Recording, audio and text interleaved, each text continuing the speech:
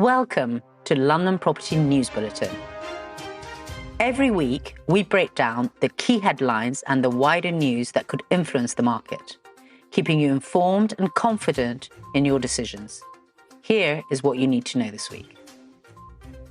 Overseas investment in UK property falls 30%. Overseas buyers pulled back sharply from UK real estate in the first quarter of 2026, with investment down 30% year-on-year. The Times and Business Matters both point to cumulative regulatory change as the driver, not any single policy, but the compounding effect of successive reforms over several years. For prime London owners, this matters. International capital has historically provided a floor under values in the best postcodes. When that capital hesitates, it does not disappear, but it does pause, and pauses have a price. London planning reforms, streamlining or window dressing.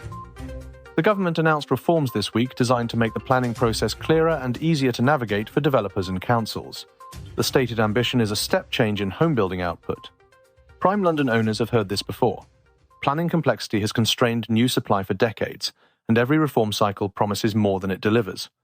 The test is not the announcement, it is whether permissions translate into starts. On that measure, Q1 2026 delivered just 7% of London's annual housing target.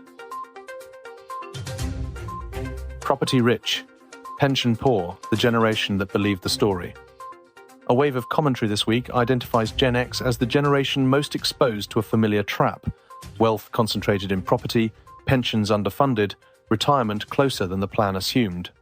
Since 2016, London property has returned just 3.7% annually, well below inflation and well below equity markets over the same period. For a high net worth individual audience, this is not abstract. Overconcentration in any single asset class, including prime London, is a structural risk that requires active management, not optimism. How the super rich secure their London homes. The Telegraph this week detailed the security infrastructure now standard among ultra-high net worth individual London property owners, Gurkha guards, panic rooms, and the pervasive lights-out phenomenon across Mayfair and Belgravia, where trophy homes stand largely unoccupied. The piece raises a question that rarely surfaces in polite conversation.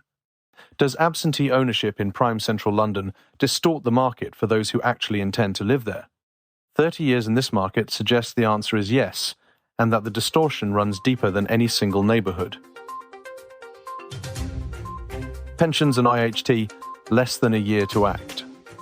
From April 2027, pension pots become part of the taxable estate for inheritance tax purposes. Financial planners are now urging clients to review their estate structures urgently, and rightly so. For many high net worth owners, a pension that has sat outside the IHT calculation for decades will, within 12 months, become a material liability. The overlap between property wealth and pension wealth in this cohort is significant. If your estate plan has not been reviewed since the budget, it needs to be reviewed before the year is out. UK regulatory scrutiny, a competitive disadvantage for international capital? A piece in Secondaries Investor this week asked whether the cumulative weight of UK regulatory scrutiny is structurally deterring international capital from completing deals here. The framing is institutional and private equity, but the implication reaches into prime residential. London's appeal to international money has always rested on three things: rule of law, transparency, and relative ease of doing business. The first two remain intact. The third is quietly eroding, deal by deal, regulation by regulation. That wraps this week's London Property News Bulletin. Thank you for listening. If something caught your attention or you need support navigating the impact of the news, then please reach out to us. We're here to guide you. If this was useful, do pass it on to someone who also follows the market, and don't forget to subscribe to stay one step ahead.